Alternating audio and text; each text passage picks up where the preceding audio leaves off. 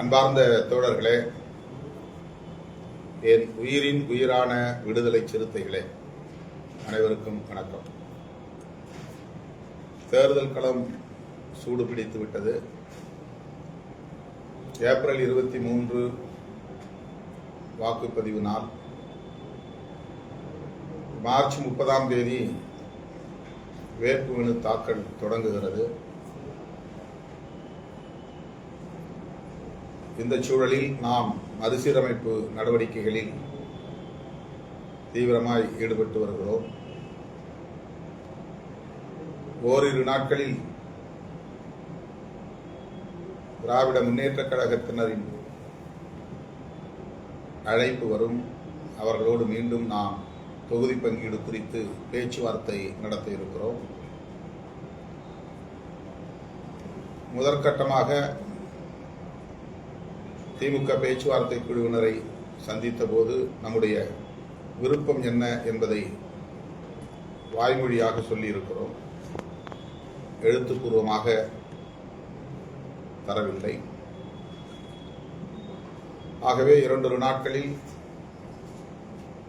மீண்டும் பேச்சுவார்த்தைக்கு செல்லும் நிலை உருவாகும்.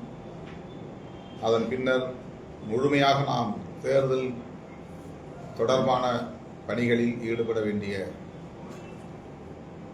ஒரு சூழல் உருவாகும். அதாவது மறுசீரமைப்பு நடவடிக்கைகளில் கவனம் செலுத்த காலம் இருக்காது.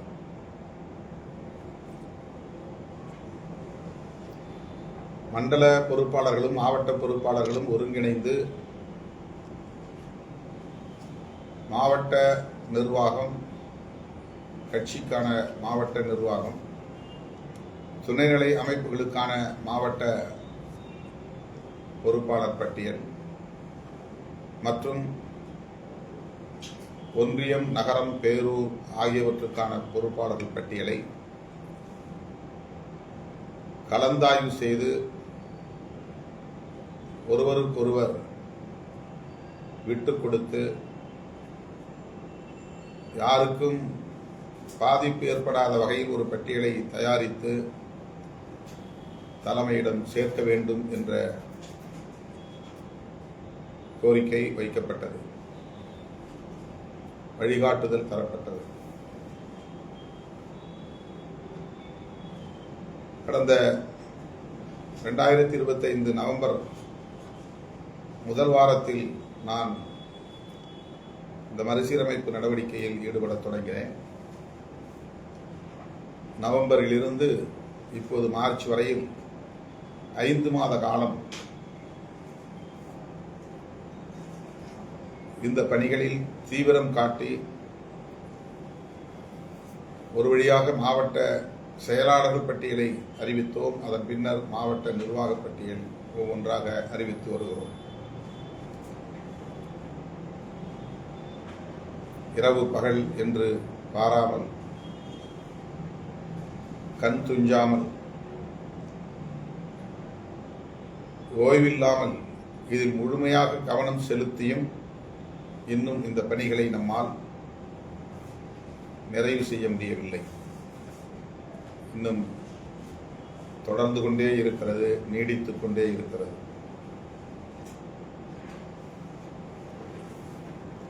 தேர்தல் நெருங்கிவிட்ட இந்த சூழலில் இது தொடர்பான சில கருத்துக்களை உங்களோடு பகிர்ந்து கொள்ள வேண்டியது இன்றியமையாத ஒரு தேவையாக இருக்கிறது. 234 சட்டமன்ற தொகுதிகளுக்கும் மாவட்ட நிர்வாகத்தை முழுமையாக அறிவித்தாக வேண்டும். அதிலே நாம் எந்த சுணக்கமும் காட்ட முடியாது.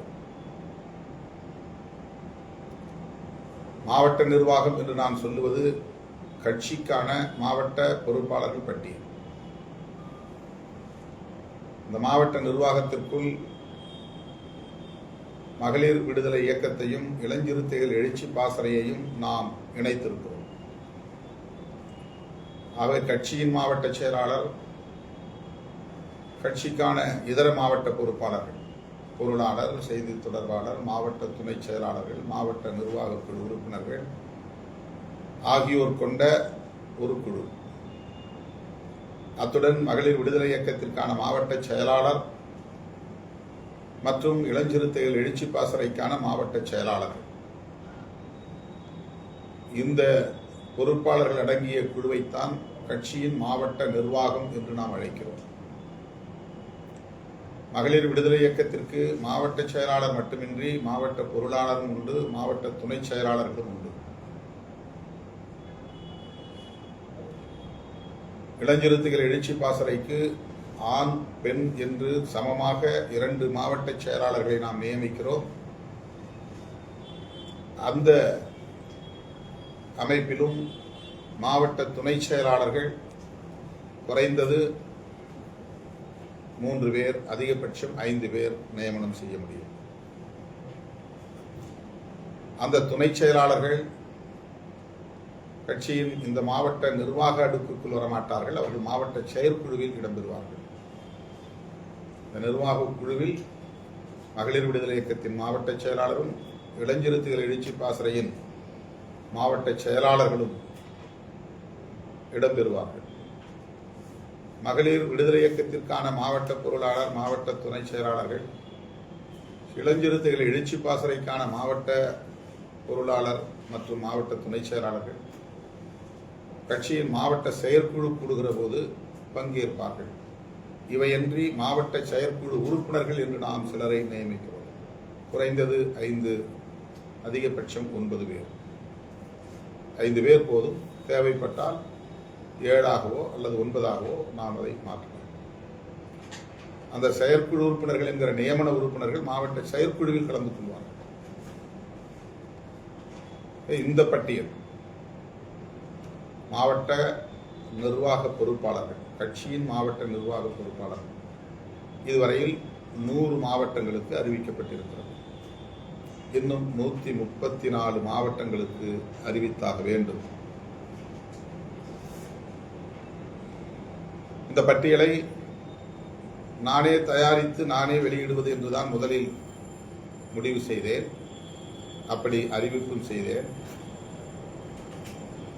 ஆனால் இன்றைக்கு இருக்கிற கடுமையான பணிச்சுமைகளின் காரணமாக மண்டல பொறுப்பாளர்களும் மாவட்ட பொறுப்பாளர்களும், குறிப்பாக மாவட்ட செயலாளர், அந்த குறிப்பிட்ட சட்டமன்ற தொகுதிக்கு உட்பட்ட மண்டல துணை செயலாளர், இந்த ஒட்டுமொத்த மண்டலத்திற்கு உரிய மண்டல துணை செயலாளர், பொது நிர்வாகம் மற்றும் மண்டல செயலாளர் ஆகிய 4 பேர் ஒவ்வொரு சட்டமன்ற தொகுதி மாவட்டத்திற்கும் பொறுப்பானவர்கள்.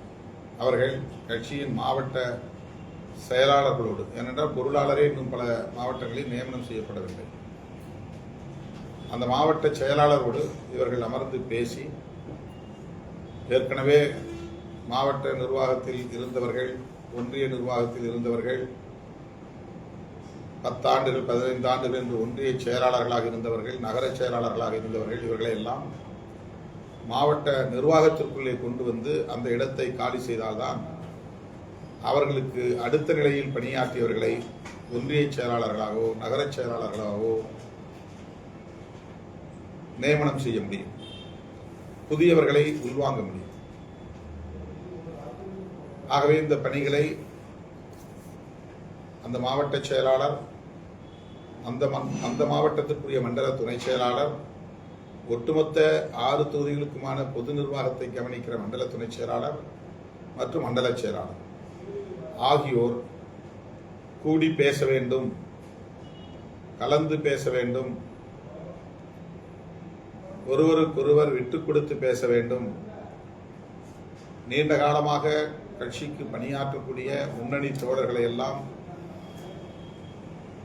இந்த நிர்வாகத்திற்குள் எந்த அளவுக்கு கொண்டு வர முடியும் என்று கலந்தாய்வு செய்ய வேண்டும். அதில் சிலருக்கு வாய்ப்பு கிடைக்கும், பலருக்கு வாய்ப்பு கிடைக்காது. அவர்களை துணைநிலை அமைப்புகளில் எங்கே நியமனம் செய்ய முடியுமோ அங்கே அவர்களை நியமனம் செய்ய வேண்டும். மூத்த உறுப்பினர்களை மாவட்ட நிர்வாக தலைமை அல்லது மாவட்ட நிர்வாகத்தின் முக்கிய பொறுப்பு ஆகியவற்றில் இடம்பெறச் செய்ய வேண்டும்.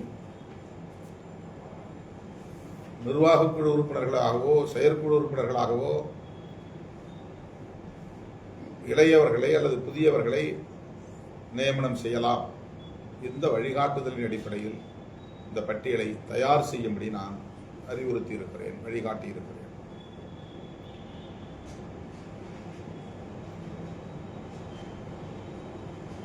துணைநிலை அமைப்புகளை பொறுத்தவரையில் இளஞ்சிறுத்தைகள் எழுச்சி பாசறை, மகளிர் விடுதலை இயக்கம், தொழிலாளர் விடுதலை முன்னணி, முற்போக்கு மாணவர் கழகம், வழக்கறிஞர்களுக்கான சமத்துவ வழக்கறிஞர்கள் சங்கம், விவசாயிகளுக்கான விவசாயிகள் பாதுகாப்பு சங்கம், விவசாய தொழிலாளர்கள் விடுதலை இயக்கம், தொண்டரணி, இப்படி 30க்கும் மேற்பட்ட துணைநிலை அமைப்புகள் உள்ளன. இந்த துணைநிலை அமைப்புகள் ஒவ்வொன்றுக்கும் மாவட்ட அமைப்பாளர்கள் நியமிக்கப்பட வேண்டும், மாவட்ட துணை அமைப்பாளர்கள் நியமிக்கப்பட வேண்டும், மாவட்ட நிதி செயலாளர்கள் நியமிக்கப்பட வேண்டும். மாவட்ட அமைப்பாளர், மாவட்ட நிதி செயலாளர், மாவட்ட துணை அமைப்பாளர்கள் 3 பேர் துணை அமைப்பாளர்கள், ஒருவர் நிதி செயலாளர், ஒருவர் அமைப்பாளர் என்கிற போது 5 பேர் கொண்ட குழு. ஆக ஒவ்வொரு அணியிலும்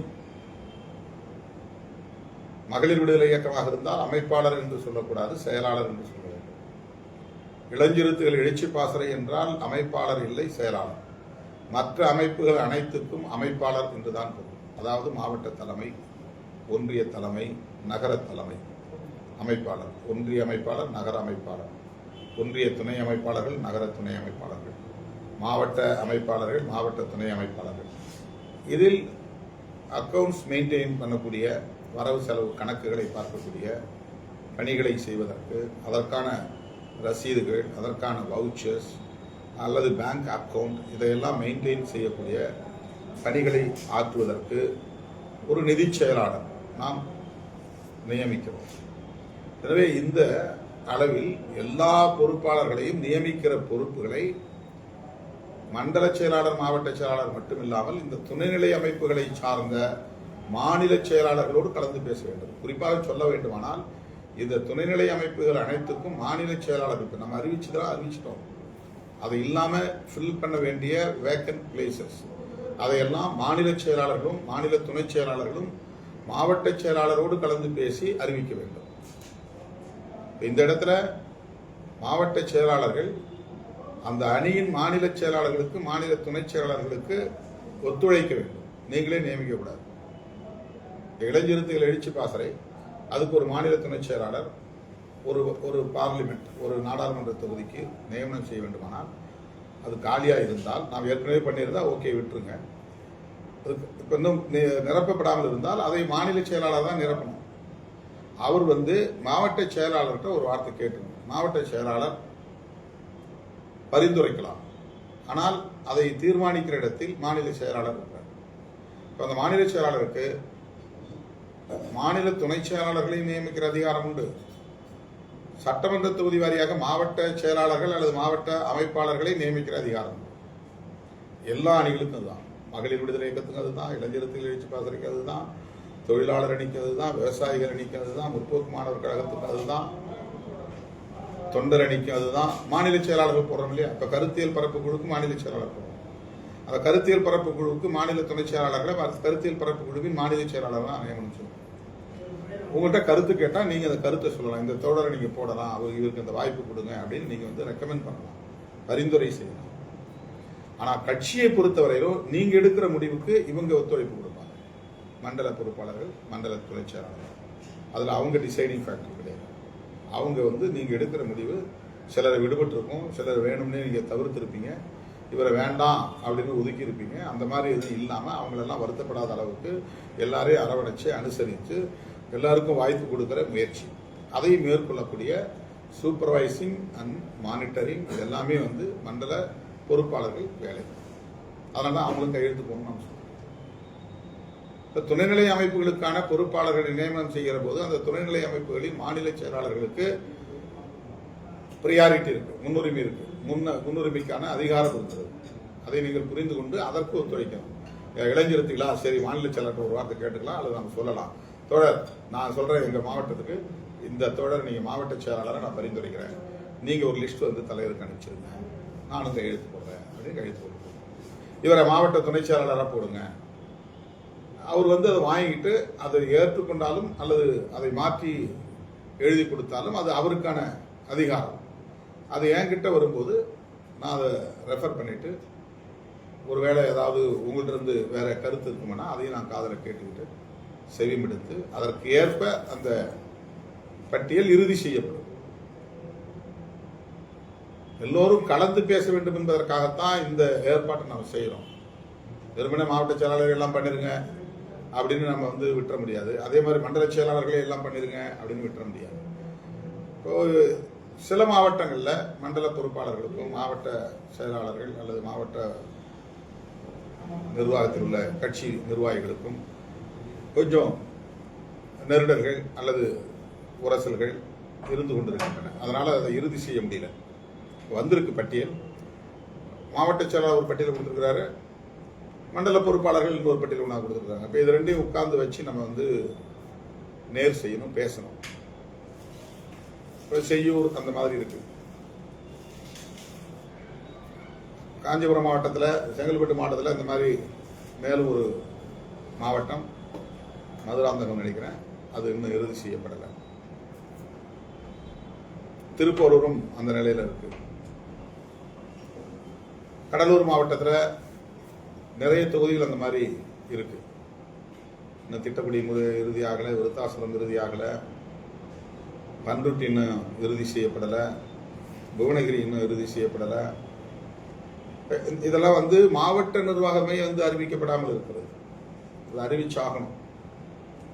எனவே ஒன்றியம், நகரம், பேரூர் போன்றவற்றுக்கான பட்டியலை இதுவரை தயாரித்தவர்கள் தலைமைக்கு கொண்டு வந்து கொடுக்கவும், இன்னும் தயாரிக்கவில்லை என்கிறவர்கள் பொறுமையாக கலந்து பேசி தயாரியுங்கள். ஆனால் இப்போதைக்கு அது அறிவிக்கப்படாது.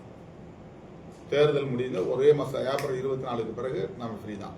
இப்போ மார்ச் 23 முடிஞ்சு வச்சு அடுத்த ஏப்ரல் 24 கரெக்டாக ஒரு மாதம் தான் இருக்கு. ஆகவே பேரூர், ஒன்றியம், நகரம் போன்றவற்றுக்கான பட்டியலை தேர்தலுக்கு பின்னர் இறுதி செய்வோம். தயாரிக்கப்பட்டு முரண்பாடுகள் இல்லை, சமாதானமான முறையில் எல்லோரும் சேர்ந்து உறுதிப்படுத்திவிட்டோம், இதில் பிரச்சனை ஏதும் இல்லை என்கிற பட்டியல் வந்தால் அதை அறிவிப்போம். ஒன்றியம், நகரம், பேரூர். நான் முதல்ல சொன்ன கட்சி மாவட்ட நிர்வாகம் இருக்குல்ல, அதை கட்டாயம் அறிவிச்சு தான் ஆகணும். அதை நீங்க கொண்டு வந்து கொடுக்கலாம் கூட நான் டேஷ்போர்டில் போயிட்டு நான் வந்து ஆய்வு பண்ணி நான் அறிவிச்சு தான் ஆகணும். நீங்க மண்டல செயலாளர், மாவட்ட செயலாளர் கையெழுத்து போடலனா கூட அது எனக்கு பொருட்டல்ல. ஏன்னா அதை நான் தான் தயாரிக்கணும்னு நான் ஆரம்பத்திலே சொல்லியிருக்கேன். அது என்னுடைய வேலைன்னு நான் சொல்லியிருக்கிறேன். ஒருவேளை நீங்க அதை வந்து 2 பேரும் ஒற்றுமையா இருந்து கையெழுத்து போடலன்னா நானே முடிவு செஞ்சு அறிவிச்சிருவேன். இது மாவட்ட நிர்வாகம் 234 தொகுதிக்கும். துணைநிலை அமைப்புகளுக்கோ அல்லது மற்ற ஒன்றிய, நகர, பேரூர் போன்ற கட்சி உள்ளிட்ட துணைநிலை அமைப்புகளுக்கான பொறுப்பாளர் பட்டியலை தயாரிப்பதற்கோ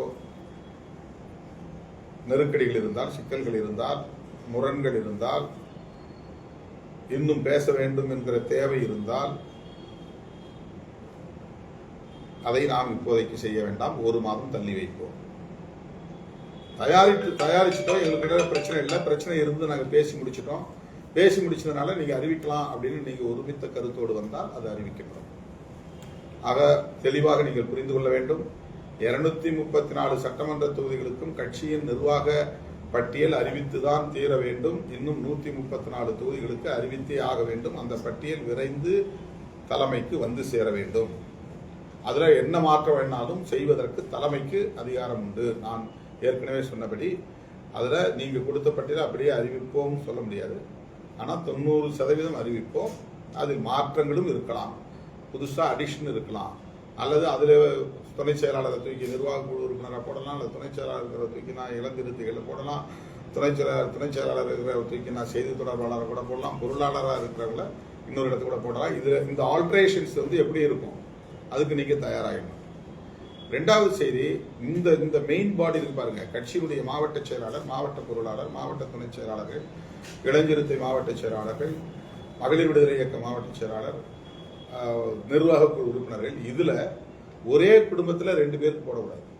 அது வேண்டாம். அதை நம்ம வந்து ஒரு ஒரு வரையறையாக நம்ம வைத்திருக்கிறோம். அவருக்கு வேற அணியில் ஏதாவது நம்ம கொடுக்கலாம்.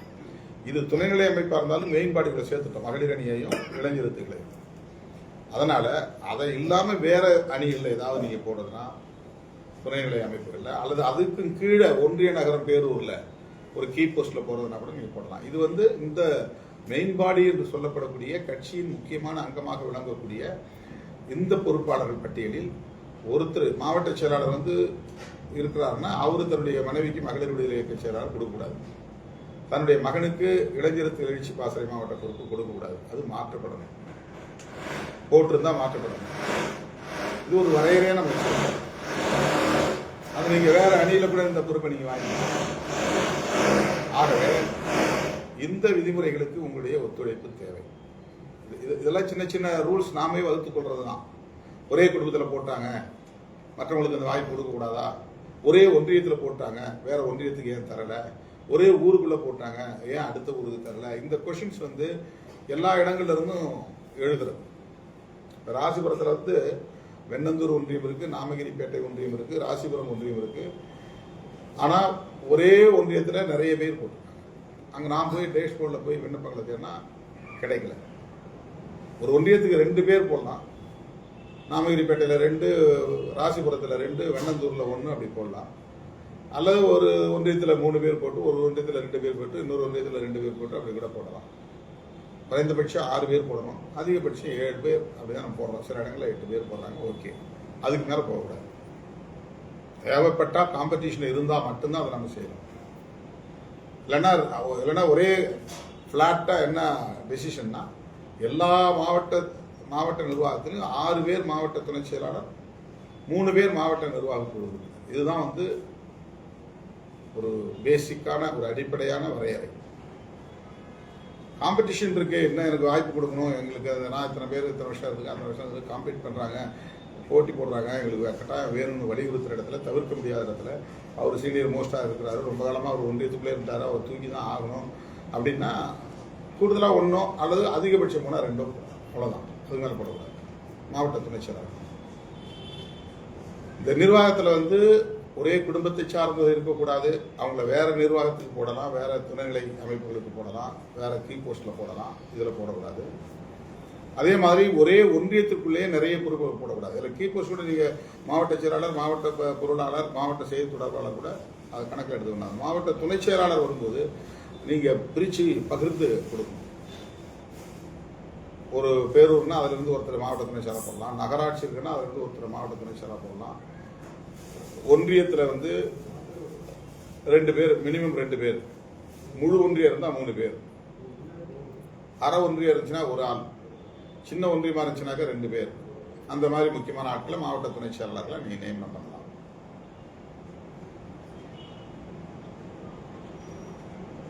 அந்த மாதிரி குடும்பத்துக்குள்ளே தந்தை பொறுப்புல இருக்காரு, மகனும் பொறுப்புல இருக்காங்கன்னா இந்த 17 பேருக்குள்ள இருந்தாங்கன்னா நிச்சயமா அது மாற்றப்படணும். கணவனும் பொறுப்புல இருக்கிறாரு, மனைவியும் பொறுப்புல இருக்கிறார் அப்படின்னா நிச்சயமா அது மாற்றப்படணும். இதை நீங்கள் ஒப்புக்கொண்டு ஒத்துழைக்க வேண்டும் என்று கேட்டுக்கொள்கிறேன். அடுத்த அறிவிப்பு,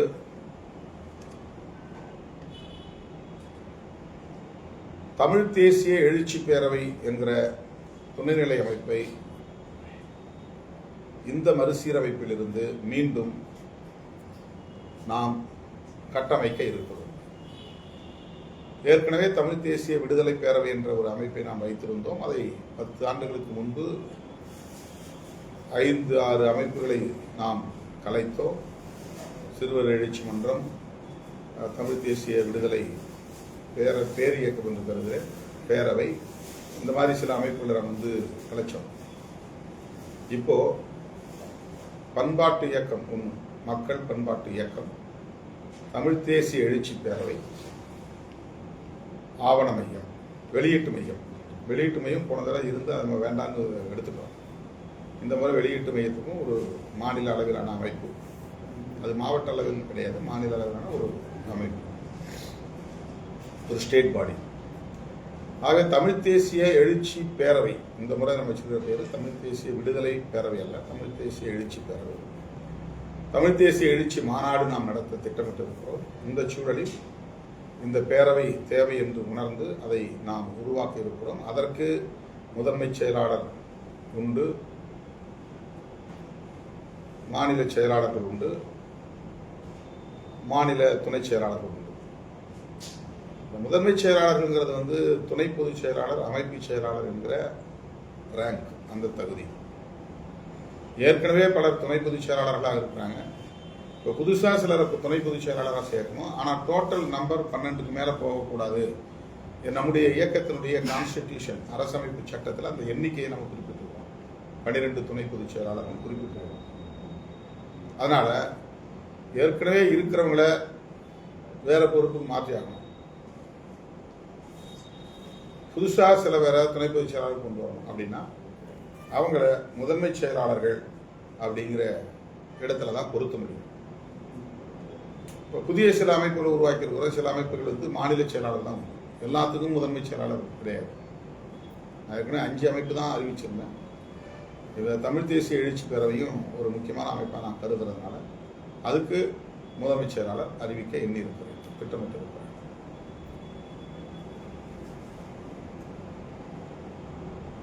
எனவே இந்த துணைநிலை அமைப்புகளுக்கான பொறுப்பாளர்களை நாம் நியமிக்க இருக்கிறோம். இந்த மாநில அளவிலான நிர்வாகத்தில் சில அறிவிப்புகள் வெளியாகும். 234 சட்டமன்ற தொகுதிகளிலும் 100 போக மிச்சம் 134க்கும் மாவட்ட நிர்வாகம் அறிவிக்கப்படும். இதில் தான் இப்போது நாம் ஓரிரு நாட்களில் கவனம் செலுத்தி நிறைவு செய்ய இருக்கிறோம். இதுவரையில் தயாரிக்கப்படாத ஒன்றிய நகரம் பேரூர் பட்டியல் அவசரமில்லை, தேர்தலுக்கு பிறகு அறிவித்துக் கொள்ளலாம். தயாரிக்கப்பட்டு அதிலே பேச்சுவார்த்தை செய்ய வேண்டிய தேவை இருக்கிறது, கலந்தாய்வு செய்ய வேண்டிய தேவை இருக்கிறது என்றால், சுமூகமாக அதிலே ஒரு தீர்வு காண முடியும் என்றால் அது பேசப்பட்டு அந்த பட்டியல் அறிவிக்கப்படும். மற்றவை நிலுவையில் வைக்கப்படும். ஏப்ரல் 23 தேர்தலுக்கு பிறகு முழு வீச்சில் மறுசீரமைப்பு வேலை நடைபெறும்.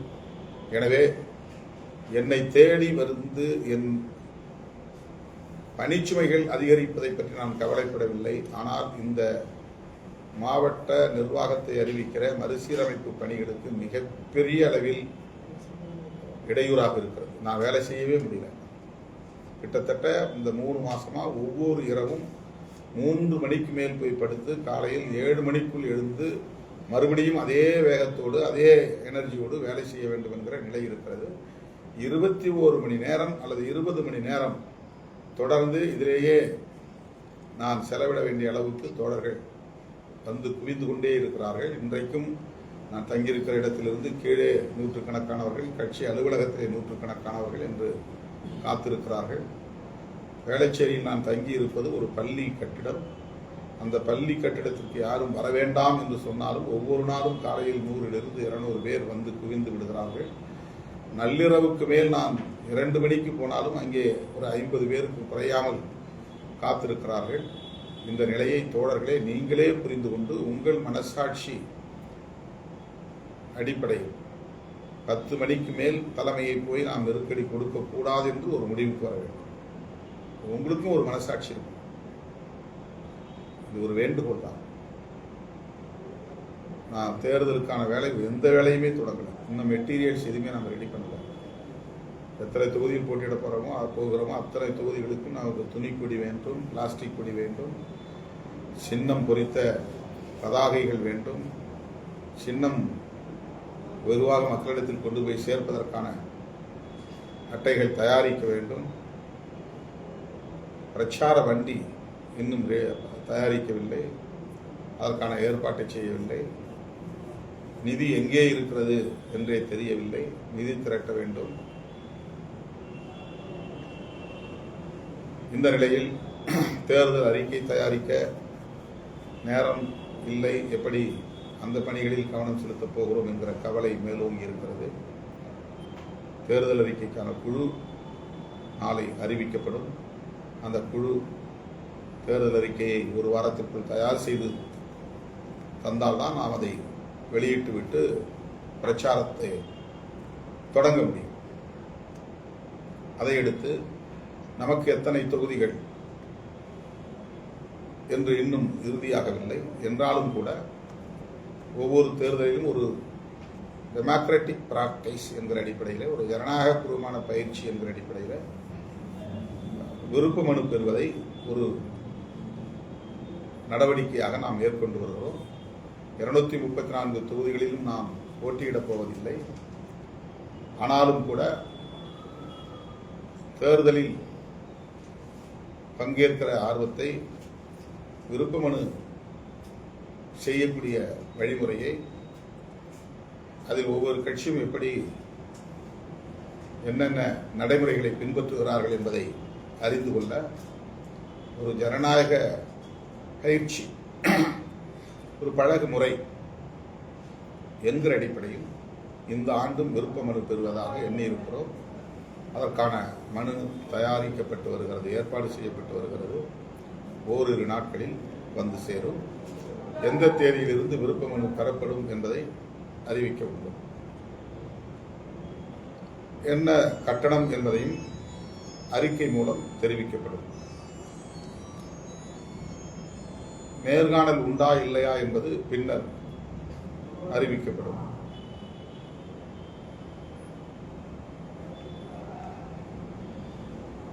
அடுத்து